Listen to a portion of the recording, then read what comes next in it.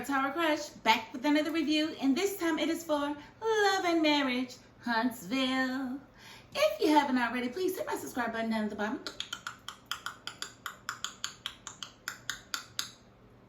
Thank you so very much. And I'm going to slide right into this review because, geez, I done missed a few, but I'm back. Okay, so we open up with the scene from last week where Stormy and Courtney had invited Tisha and Marceau out on a double date. Now, mind you, Stormy and Tisha had previously met up and had a conversation about a couple of issues.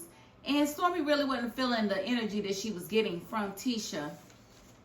She brought up the website and how Tisha had stolen the contents off of her website, but forgot to take Canvas Beauty off of the new webs off of her website. So it looked like she was affiliated with Canvas Beauty, and she was just basically saying it was a bad look for her. It was a bad look for Stormy.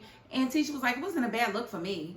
Like, Tisha, are you delusional? Baby, it's a bad look for you, because if you're not affiliated with Canvas Beauty, but your website is actually boasting Canvas Beauty's, policies, that means that you didn't know what you were doing. So you went to somebody who did know what they were doing and went to their website and stole their information.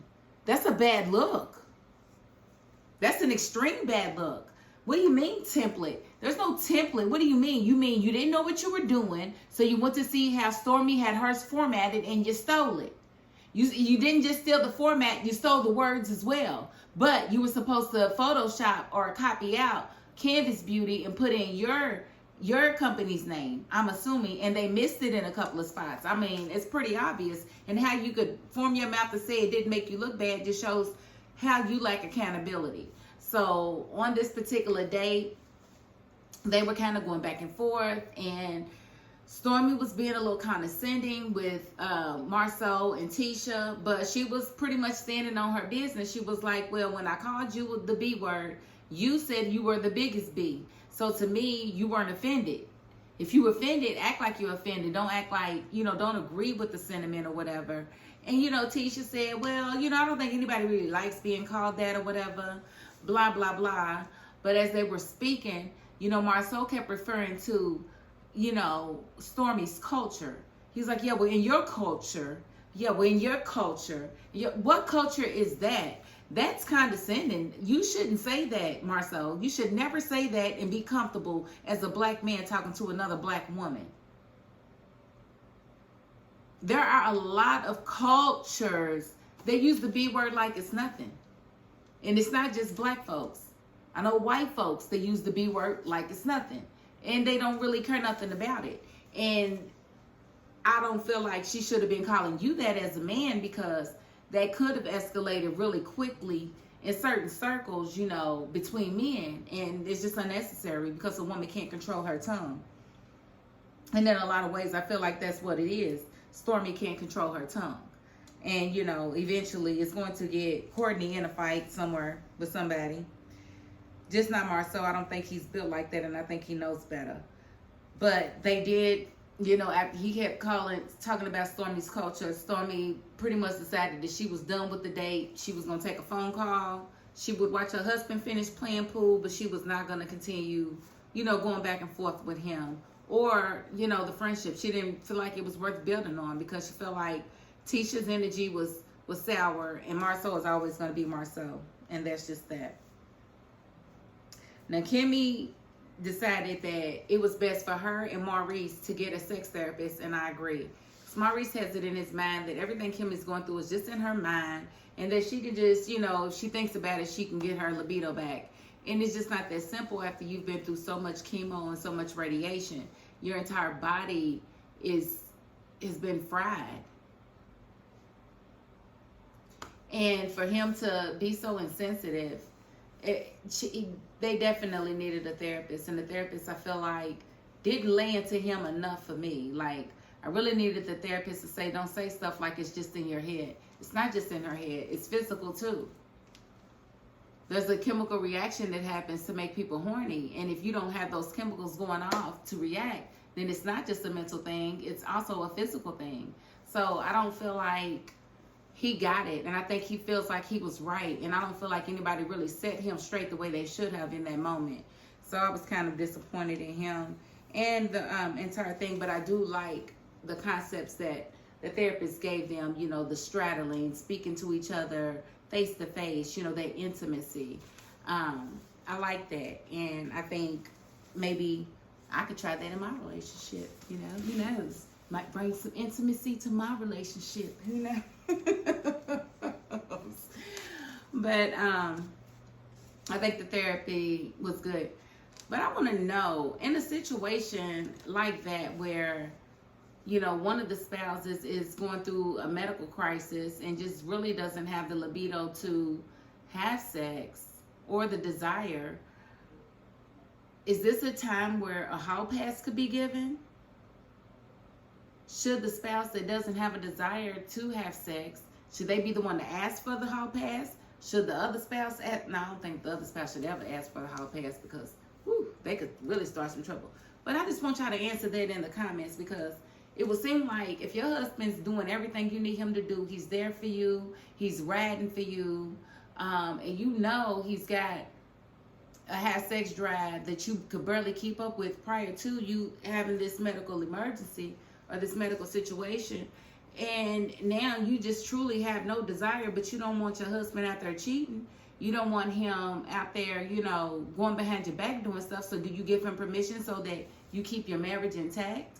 And so that if he does want to dip out, he knows that he can do that within, you know, the realms of his marriage, because you've given him permission, as long as he does it with whatever your boundaries are that you set for that. So I just wanted to know if that would be a time that you would actually afford your spouse a hall pass. Me personally, I guess it would just depend. Like, I would literally have to be not wanting it at all and really feeling bad for him, because he's riding for me. He's doing everything that I need him to do, and he should be able to at least get his rocks off type thing. So I don't know. I probably would. I just want to hear what y'all would have to say about that. And Nell and Chris invited everybody to Houston. They invited all the couples. And I don't know, Nell and Chris, they something else. I think they got a lot of energy and a lot of life to live. You can tell, even though they've been together almost 30 years. I really like them as a couple. I think Nell is a little loud. She's a little bossy, a little controlling. But I like them as a couple, and I like that they are getting more camera time, and we're actually getting to look into their lives, because it's kind of like we got a new couple on the show. So I do like that. But they've invited everybody to Houston, kind of for like a couple building, kind of like a team building meeting to try to get everybody on the same page. They invited Mel and Martell. And of course, Mel laid it out that she don't want nothing to do with Martell. Don't be trying to put us together. Don't be trying to put our rooms next to each other. It's not funny anymore. I don't want him. She pretty much let it be known that if there's the East Wing, she needs to be on it. He needs to be on the West Wing. Simple as that. And I don't think they can ask anything more of that, because Martell has done the most to try to make her life a living hell outside of the show. He comes on the show and acts like, oh, well, you know, I have no problem with Mel. I can look at her. It's no problem. It's no problem to you, because you're the narcissist. You're the one that's doing everything to ruin her life. She's not out here trying to mess with your life. If she was out here trying to mess with your life, you wouldn't want to see her. You wouldn't want to be bothered with her. But of course, you don't have an issue seeing her, because you're the one doing all the crap. Martell, geez Louise, you would think somebody that looked that good wouldn't have to act like that, but that's just not the case. You, sir, are pits foul. And I do mean pits foul. Okay, so they do get there, and Nell and Chris get there first, and then Mel gets there, and they show her the room, and then Martell gets there a few minutes later, and then we do see Tisha and Kimmy and Maurice got there, and then Tisha and Marceau got there. Doesn't look like Stormy and Courtney are gonna make it, and it looks like Tiffany and Louis declined the invite as well. So the house is nice, very nice, but I did see that Kimmy did get into Maurice a little bit about some of the interviews that he did online. Like, why would you be online talking about having sex with your wife with cancer? Like, boy, that is disrespectful. And you lucky she didn't send you divorce papers for real. Like, shut up, Maurice. Like, sometimes some things are better left not said. And I don't understand why you do that interview with Carlos King anyway. He should have stopped the interview and not even aired it when you was saying that stuff out of friendship to Kimmy. But whatever. But I'm glad she got in your business and got in your face about that, because you deserved it. And I'm glad you finally got it. That you were being insensitive and like, bro, like, ugh. And the sad part is you the good husband on the show, like.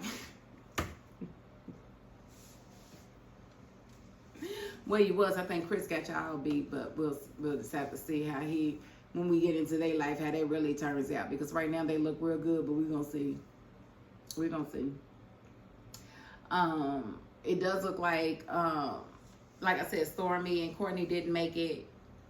I mean, Kimmy tried to talk to her at the restaurant when they were all invited, to see if she could, if they could make it happen, because, she was like, I don't really do group trips like that. But she doesn't look like they made it. Tisha and Marceau was in the room, and they actually had a conversation about Tisha's pregnancy test. And, Tisha let him know that she had to take a pregnancy test because she had gotten sick, and the last time she was sick like that, she was pregnant. He was like, well, I had a vasectomy. And she's like, that don't mean nothing.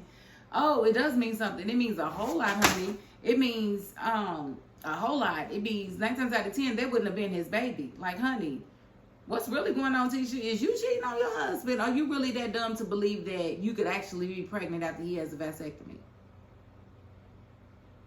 It does not happen that often when the vasectomy is, successful. So I'm not understanding how you didn't know that. You got, like you said, you got a couple of master's degrees, and you was like, well, look online and see how often this happened.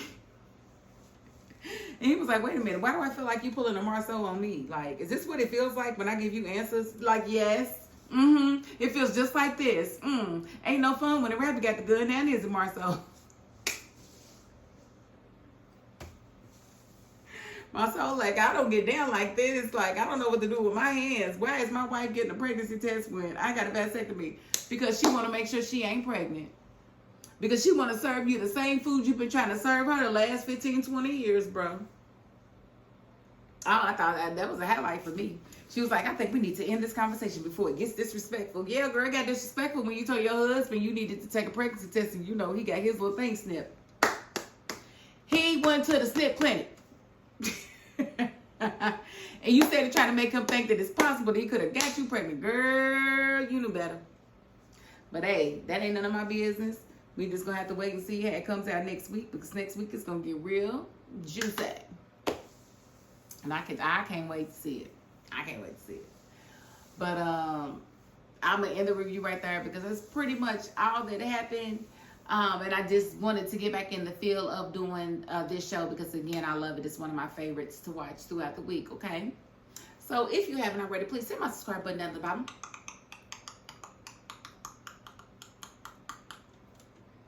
Thank you so very much. And hey, listen, if you're not the subscribing type, you still got to the end of this video, and that's more than I can ask of anybody. So thank you very much. And that is my $5.02. Peace.